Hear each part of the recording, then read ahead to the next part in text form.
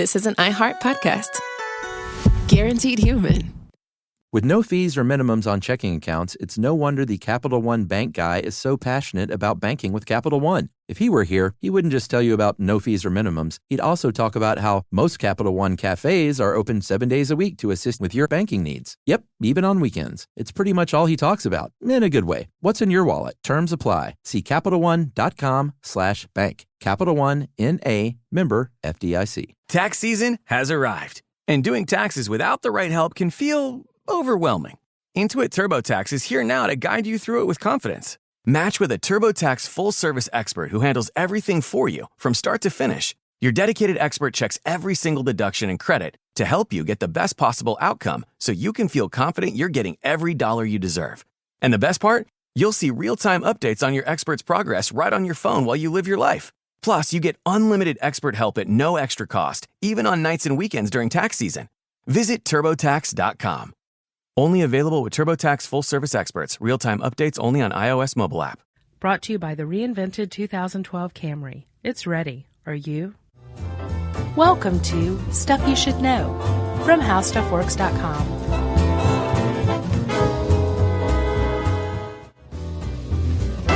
Hey, and welcome to the podcast. I'm Josh Clark. There's Chaz Bryant. That makes this Stuff You Should Know, SYSK.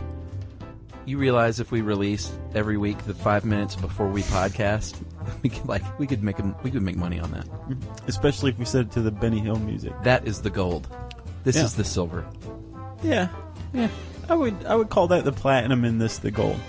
Okay. How about that? Sure. Just to be contrary, though. Just no bronze. Those guys are losers. Bronze medal winners. Yeah. Third place. Bronze. I don't even know why you'd bring it home. Nah. Just leave it on the plane in that little magazine pocket in front of you. Chuck. Yes. I know that you have been to Guatemala, and I know that I've been to Guatemala too. Jerry's been there. And we learned pretty quickly that Guatemala has it hard, but we also learned that translated into English from, I think, Spanish, Guatemala means God's whipping post, right? I thought you were going to say land of many sinkholes. That's just one of the many problems facing Guatemala. Okay. Yeah. We talked, extensively about mudslides, about civil war. Right. Just about all these problems that Guatemala has. And this past weekend, Guatemala faced even more problems. Last week there was a volcanic eruption. Yeah. A volcano 20 clicks south of Guatemala City. Started raining ash down. Yeah. And then in comes Hurricane Agatha from the Pacific, I think. Yeah. To get rid of all the ash. Sure. But flood the area. Yeah. Create mudslides. Yeah. Kill 180 people. Awful. And then, getting to the point of this podcast, hasten a major sinkhole that's almost unbelievable looking in the middle of Guatemala City. Yeah, all our Facebook lit up with fans saying, "Have you seen this sinkhole picture?" Yeah, and then looks you tweeted photoshopped. about it. It was, it does. It looks completely fake. It is 66 feet across, 20 meters, and almost 100 feet deep. But when you look at it, it looks like the very gates of hell have opened up. Yeah, it looks, and considering there's a building in there, and that you can't even see, it swallowed a 3-story apartment building. Yeah, well, no, it was a factory.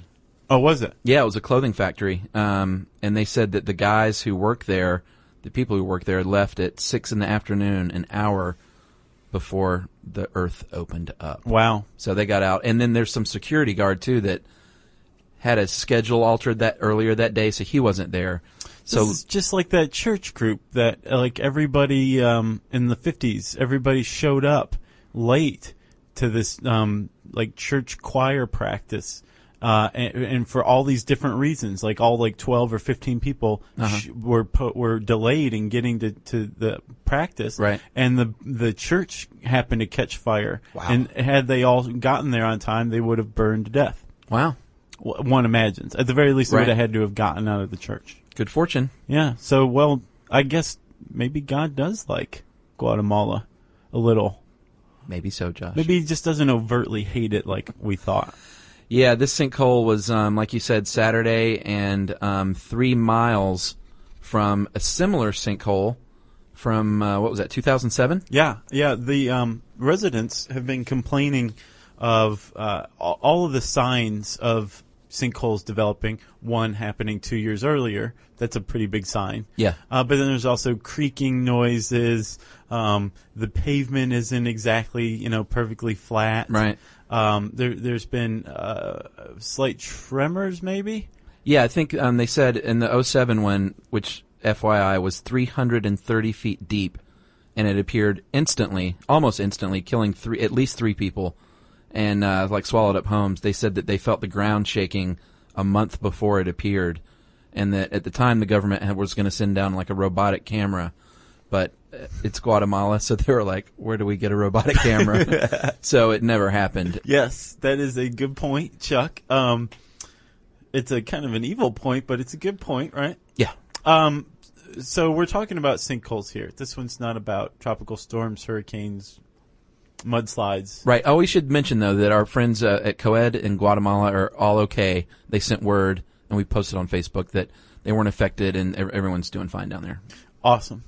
Okay, so we're good? So what's the deal with the sinkhole, Josh? Well, it depends on who you ask, Chuckers. One of our fellow colleague, co-workers over at Discovery News, a guy named Michael Riley, had a blog post that interviewed a Guatemalan-based geologist who's like, do not call that a sinkhole. Yeah. That is not a sinkhole. Yeah. And he's like, well, what would you call it? And he said, I would call it a piping feature.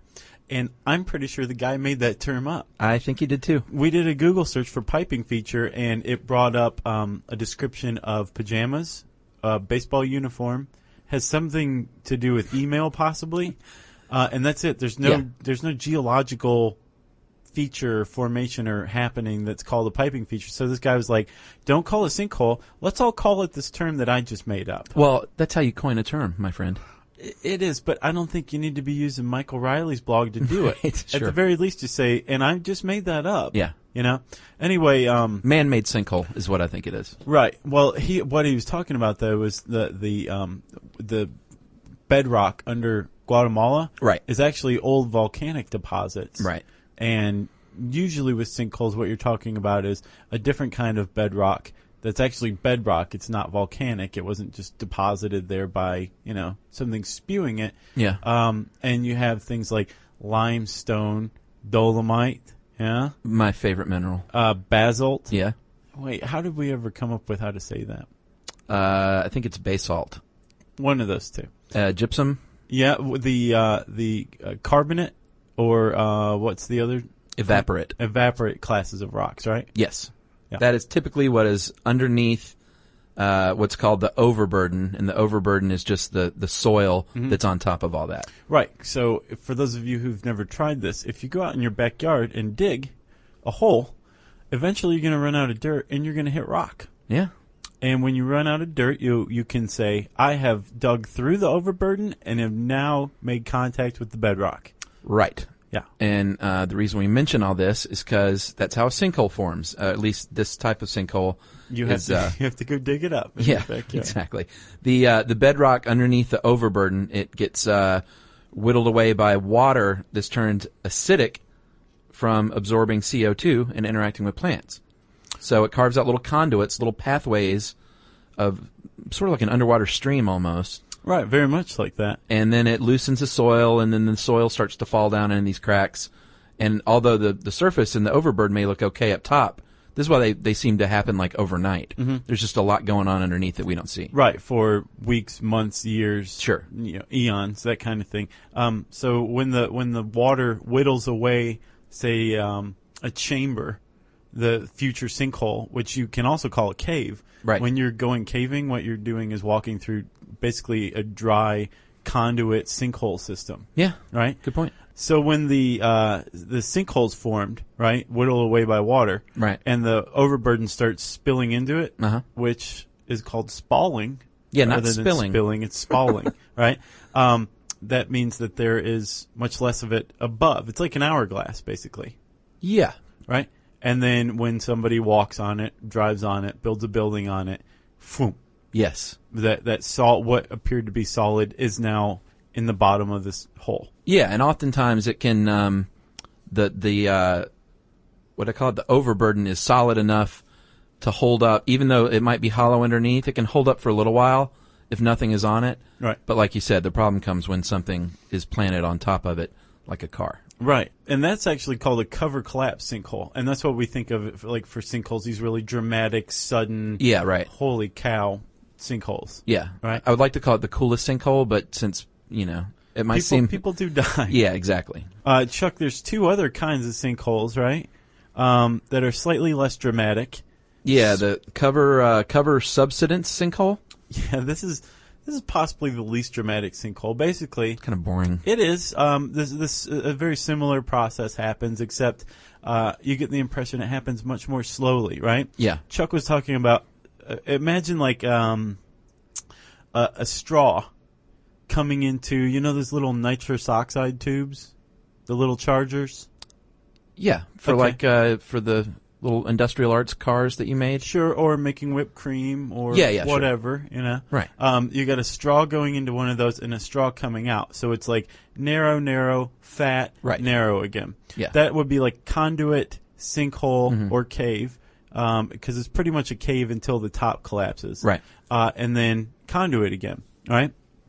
So these conduits allow water to go in and out, but as spalling occurs, the dirt, the sediment, the overburden, the soil Spills into the loose parts, right? right, and it can clog up the conduits, right. Yeah. So what you have then for the cover subsidence sinkhole is basically just a depression in the earth, Yeah. but a dirt depression. And a lot of times they're not very big either. We're talking like a few feet. Right. Deep and across. One of the ways to deal with a sinkhole, a small one, is to fill it with sand, and boom, bang, bam. You're done. That's what the Florida Management District says, and Right. Florida's kind of lousy with sinkholes Yeah. because of all the sand. Right.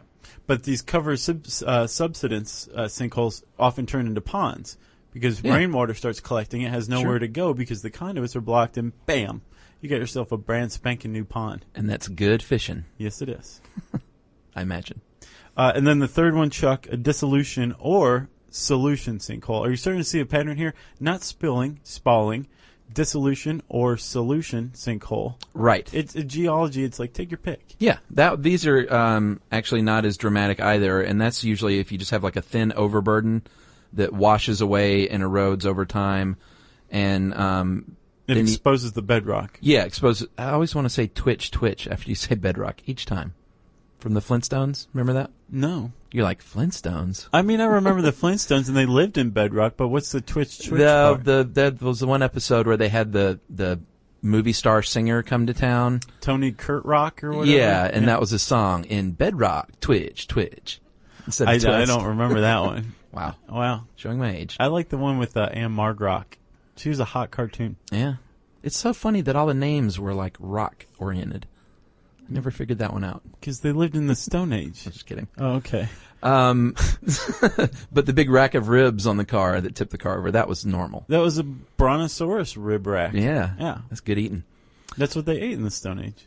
Yes. So, like you said, you can get a new pond when you have a dissolution sinkhole. Is that where we were? Yeah, you can get a pond from that too. Basically, the difference between a cover subsidence and a dissolution sinkhole is one is possibly grassy. Right. The other is exposed rock. Right. So Right? a grassy depression. But both can be ponds. Both of them have their conduits covered. Right. Really, when you think of sinkhole, the one we're talking about is the cover collapse. Oh my God, save me, sinkhole. Right. Yeah. So we need to talk about human beings and what we can do. There's actually those, a lot of those are naturally occurring sinkholes just because of erosion, but humans can actually contribute to sinkholes in a lot of ways. Yeah, I mean, think about it. We talked about reservoir-induced seismicity. Yeah, same deal. That's just the tip of the iceberg. Totally. Man. We are really screwing with the geophysical properties of Mother Earth. Yeah. I'm constantly amazed every time I go to New York that New York is still like a standing, functioning city. For now. Yeah, well, it's true. Well, yeah, let's hope it keeps standing for at least the next week. Yeah, exactly. Drilling, Josh, mining, foot traffic, vehicle traffic, increased water flow, broken pipes. The other thing that, we talked about humans causing an earthquake, extracting water from the subsurface. Mm-hmm. that can be a big problem, cause sinkholes. Yeah. So that's how those are just a few ways that man can create one, basically. Yes. And that's what they think happened in Guatemala, right? Yeah. Basically, with plumbing, we have the same problem here in Atlanta. I'm a little nervous to admit. Yeah. Our sewer system is like 100 years old. Guatemala City's is not too much older, or younger. It's right about the same age. So a sewer pipe bursts, right? And you think, well, okay, this is very bad. It erodes the soil because of the water movement. Not just that, it provides a double whammy, actually.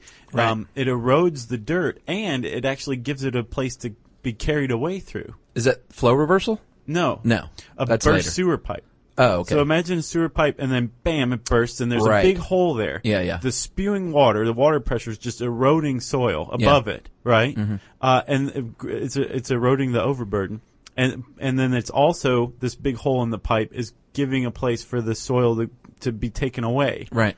So it's eroding it, taking it away, creating a cavern, and then bam, and that's exactly what happened in Guatemala City both times. Well, actually, I read today they said they still aren't sure what happened in this most recent I'm saying one. that's what happened in Guatemala City both times. Okay. The guy said we have to descend into it to find out what happened. The guy who called it a piping feature? No, it was some other guy that you like better. Okay.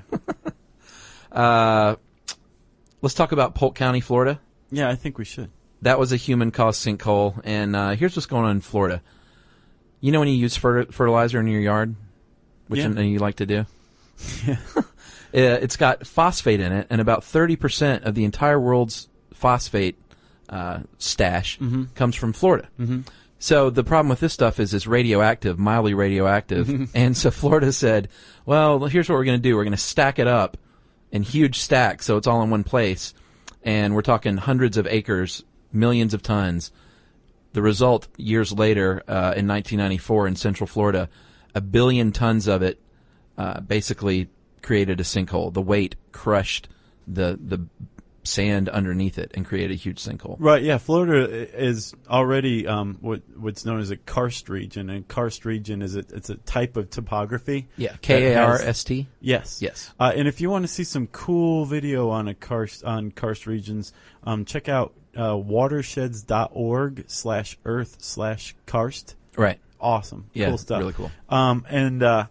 Karst region is basically it's a type of topography that features a lot of caverns, sinkholes, springs, all this these geological features created by the movement of water. Right. Florida's lousy with this stuff. Oh yeah. But then, as you were saying, it had this extra added benefit of billions of tons of phosphogypsum, of radioactive byproduct, and then bam, yeah. And in that one collapse in 1994 in Polk County, the stuff collapsed into the water supply. Yeah, that was bad news. And polluted the entire state's supply. Yeah. That's not good. Well, it's not good, but, if I'm going to go silver lining here, which I'm not one to do, it did make them all take a hard look at how they dispose of, harmful byproducts. Right. They're like, you can't just stack it up until it falls through the earth. They're like, well, what should we do? Right. And they're still trying to answer that one. Yeah, it took a lot of money and time, though, to clean up their water supply. Yeah. And Chuck, let's get in our balloon and go over to Berezynski, Russia. We haven't been in our balloon in a long time. I know. It got a little dusty. We need to clean up in here. I know. There's a dead raccoon in the corner. That's creepy. Yeah, don't look at it. And so in Berezniki. Yes. Yeah, I almost took us to Berezynski. Jeez, that was close. We're going to Berezniki, Russia. In, I think, 1986, they had another fertilizer-related sinkhole problem, right? Potash. It's actually pot. Pot. That's what the lady said on the pronunciation guide. Really? She said potash. So she's a robot. That's what we're going with. Yeah, 656 feet deep, 260 feet long, 131 feet wide, and growing. So for our non-American, non-Liberian, and then what, Burma, maybe? Sure. That would be 200 meters deep, 80 meters long, and 40 meters wide. That's a huge sinkhole. And the reason was they were just removing potash. from the ground through a mine, and it became flooded. Yeah. And that was that. Question. Do sinkholes always cause massive destruction and kill people and swallow buildings? Yes. No, not true. They're actually, a lot of times, they're just kind of like an annoyance and an inconvenience. The ones you can fill with sand. Right, or ones that aren't around, a urban, civilized area. Yeah. Like if they're out in the boonies, it's kind of cool, like really cool. If we're talking about the ones in Venezuela, the Sorry Nama sinkholes. Did you see those things? I saw this picture of them. Yeah. Well, I didn't mean literally. Have you descended into them? No. But those are really cool because those are in the Tepui region, these really high mesas. Basically, it's like at the top of a mountain, you'll just see a forest, dense forest, and then these huge, perfectly round holes. Yeah, like right 1,000 feet deep. Yeah. 305 meters deep. And these crazy dudes. And they're right in the center. Oh, yeah. Yeah. These crazy dudes put on parachutes and jump into them. That's awesome. Yeah, very cool. They did on the Planet Earth. Actually, I don't think it was there, but did you ever watch that, the Planet Earth Discovery thing? Yes. They gave us that when they bought us as a gift. Yeah. It was really cool, but it has the base jumpers jumping into these things. It's crazy. That's awesome. They also have cenotes. Yeah, did you see those in Tulum? Yes. Because they got a lot of them down there, right? Yes, they do. They're everywhere in Tulum, and they're awesome. So basically that is a sinkhole that is now a pool, right? Yeah, and for some reason there's, I guess, the water collects, it percolates down from the top. So there's always a dripping sound. Okay. And then it collects in the bottom of the sinkhole, usually bedrock or light sediment. But during the percolation process, it becomes purified. Right. So it's this incredible, like, bluish water. Yeah. That's totally pure. Big for snorkeling, right? Gorgeous, yeah, huge for snorkeling, scuba Yeah. diving, that kind of thing. And they're also very sacred places, I guess, among the Maya, maybe. And there's like a big movement to preserve these cenotes because they were believed to be a portal to the next world. Oh, really? And so they'd like sacrifice people and stuff there. They are wicked cool looking. Yeah. I plan to go one day Okay. and tread the ground that you tread in Tulum. There's also a lot of the ruins around on the Yucatan will have a cenote too. Well, they have ruins near Tulum, right? Uh-huh. And then, Chuck, lastly, probably the biggest sinkhole on the planet is the Qattara Depression, right, in Egypt. It's like 300 feet deep, or 436 feet, 131 meters deep. Size of Lake Erie, basically. Yeah, but it's like 75 miles wide, Yeah. which is 120 kilometers. Yeah, it's not. I kind of expected more. Did you see pictures? It looks just looks like a desert basin, sort of. Yeah. I thought it's not nearly as cool looking as the ones in Venezuela. No. And if you want to see a cool picture of the ones in Venezuela, you can type sinkhole into howstuffworks.com. There's also a cool flash animation on page 0. Yeah, that's a good one. Of how sinkholes form. And really, to sum up, sinkholes form because water moves underground, erodes the overburden above, kabam. There you have it. Yep. Okay. And I think I said handy search bar at howstuffworks.com, right? You did. If not, I just did, which means it's time for listener mail. Yes, Josh. Serial killers. I just need to say, judging from the Facebook and fan reaction, that we have a sick and twisted audience. I thought it was funny that a lot of people felt the need to be like, not to be morbid or anything, but I really love serial killers. Yeah. Everybody loves serial killers. It's very intriguing. It's okay. Just go with it. Before I read these, Josh, I should just point out a quick correction. Ted Bundy did his final sorority house actions at Florida State, not Florida. Okay. And I knew that, too. I don't know why I said UF. Yeah. I thought it was Florida the whole time. I'm not a big Florida Gator fan, as you know. No, I know. But I'm sure that had nothing to do with it. Yeah. We heard from a bunch of people. Josh kind of jokingly said, if you know of any serial killers. Turns out a bunch of people have come into contact with these guys. A surprising amount, yes. And so I have a bunch of them I'm going to run down. You want to read some of these too? Oh, sure. All right, I'll give you that page. Okay. This is from Solomon. My mom told me a story when she was in Washington in the late 70s. She graduated college, moved there to work as a social worker in Seattle. She was supposed to meet up with a friend one day and coworker and her roommate, and they waited for hours and hours, but they never showed. She spoke to her coworker later and said the reason she never came because her friend was missing. Turns out, long story short, that she went to help a guy with a sailboat in the parking lot, Buffalo Bill style. Help me get this couch in the van. She got there and there was no sailboat, and it turns out that this guy was Ted Bundy, and the friend was Janice Ott, one of his final victims. Wow. It's from Solomon. All right, I've got a good one. This is my favorite. This is from Justin. My grandfather once knew a serial killer. They were in the same fantasy baseball league. I do not know his name, unfortunately. He was kicked out of the league for cheating, and his family left him, so he resorted to shooting people in the head with a pistol. The police had him cornered in a motel, so he covered himself in baseball cards and committed suicide. That's from Justin. I don't know about that one, Justin. At the very least, Justin has a great imagination. Yes. This one comes from Karen H. Just a tidbit, guys. My aunt's first husband was a coroner on the Manson murders, Tate LaBianca. I never met him because they divorced before I was born, but my aunt always talked about him during the murders. Her ex-husband also founded the Los Angeles Coroner's Gift Shop. I thought that was strange. Strange and awesome, kind of. Yeah. The gift shop, at least. This one's from Megan. Just wanted to tell you that my stepdad's brother murdered 2 people. They were my stepdad's friends. My stepdad recounted always feeling a little odd around his brother. He said the hair on his arms and neck would rise when his brother would talk to him. Creepy. His brother used to catch sparrows as a child and shove firecrackers into their butts and let them go after he lit them, which is pretty awful. Thanks, Megan. Yeah, that's part of the McDonald triad, I would say. Yep. 2 quick ones here on Jeffrey Dahmer. Apparently he had a bunch of neighbors that listened to our show.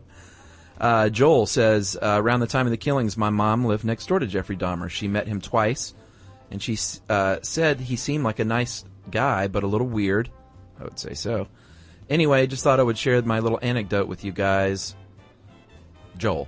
And from Cole in Cincinnati says, my father went to preschool with Jeffrey Dahmer. He doesn't remember him torturing small animals or anything, but one fact sticks out. He liked to walk around with his cheek sucked in, my dad said. Picture someone making a fishy face. My dad's theory was that Jeffy was sating his taste for human flesh, but that's pure speculation. Wow, that is pure speculation. Thanks for that. Chuck, I've got a couple more, if that's okay with you. Yes. All right. There's one from Anonymous in Florida who wanted to give the attention to the victim and not take any for herself. I went to high school with a girl who became the victim of a serial killer known as the Gainesville Ripper, Danny Rolling. I wasn't close friends with her, but she was in my freshman English honors class. So that's from Anonymous. Kurt lived 8 minutes away from Dennis Rader's home, the BTK killer. And the house where he murdered one of his victims is across the street from the hardware shop where I shop. And it turns out BTK, Dennis Rader, murdered more than 3 people over the course of his career. Still kind of a poo-poo serial killer career, in my opinion. Did we just say 3? I said 3. Oh, okay. I was poo-pooing him. You got any more? I got one more. Go ahead. Back in 1968, my dad's best friend's family was targeted by the Zodiac killer. We recently met up with her daughter, and she told us the story that one of her relatives, David Arthur Faraday, was killed by Mr. Zodiac, and the fear of someone else being killed caused them to leave California, which meant my dad lost contact with her. Thanks for the podcast, and fully expect you to release new episodes even after you are dead. Jerry. Slightly disturbing. It was, especially in relation to the Zodiac killer. And especially since it was written by our own Jerry. Yeah, it was, wasn't it? I got one more. This is from Leslie, and Leslie has, Josh, known 3 murderers. Wow. And she's still around. The first person, Robert Bennett, a.k.a. the Handcuff Man, who I think was caught in Atlanta. He lived just across the street from me in Towanda, Pennsylvania, and we used to sneak through the alley beside his house to get to school, and we would sneak into his pool. Yeah. Dangerous business. Yes, it is. Second was Eric Smith, a kid from Sonoma, New York, who murdered a 4-year-old boy. His grandfather was my science teacher and a family friend. And finally, the most recent murderer I've known was Mesak Damas, who murdered his family here in Naples. I worked with him for a while at a restaurant and knew his wife from the grocery store where I shop. And that's from Leslie. So she's known 3 murderers, and good for her. Leslie, keep your eyes peeled. That's what I would want think. to remain on point. I've never known anybody who's known that many murderers before. I've never known surprised. Chuck, tag teaming listener mail makes me feel like Michelle Norris and Robert Siegel. Okay. And it's Thursday even, so like the whole NPR thing's really going on. Wow. Check us out on Facebook. It's Stuff You Should Know website in parentheses. We're also on Twitter, SYSK Podcast. And if you want to send us an email about anything at all, just wrap it up and ship it off to stuffpodcast@howstuffworks.com. For more on this and thousands of other topics, visit howstuffworks.com. Want more How Stuff Works? Check out our blogs on the howstuffworks.com homepage.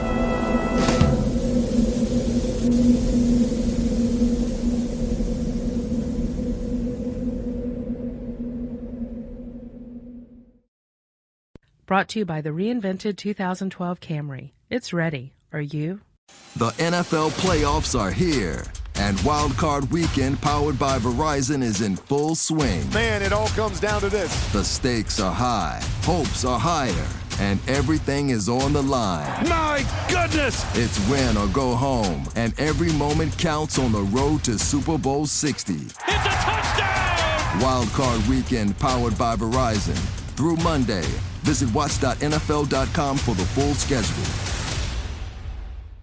There's no championship league for small business owners, but if there was, you'd be at the top of the standings. Because going pro with Lenovo Pro means you've got the winning formation, one-on-one advice, IT solutions, and customized hardware powered by Intel Core Ultra processors help you stay ahead of the competition.